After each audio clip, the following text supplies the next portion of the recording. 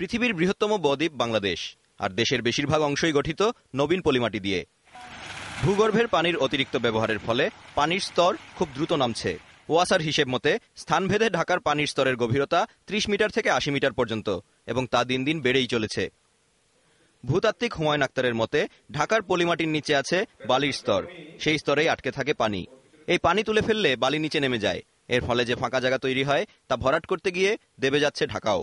উদাহরণস্বরূপ, যে একটা এলাকায় যদি একটা বিল্ডিং এর নিচে যদি তার এক প্রান্তে যদি একটু বেশি দাবে আর এক প্রান্তে যদি কম দাবে, তাহলে ওই বিল্ডিংটা ভারসাম্যহীন হয়ে যাবে, যার ফলে প্রথমে ক্রাক হবে এবং পরবর্তীকালে ওই বিল্ডিংটা যেদিকে বেশি দাবছে সেই দিকে এটা হেলে পড়বে।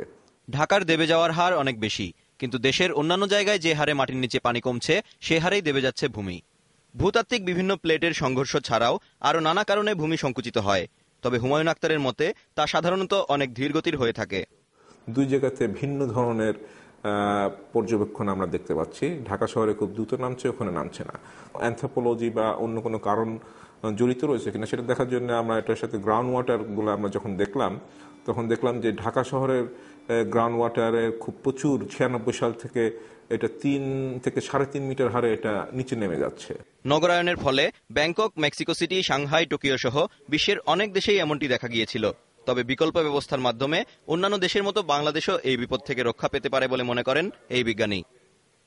অনুপম দেব, ইন্ডিপেন্ডেন্ট নিউজ, ঢাকা।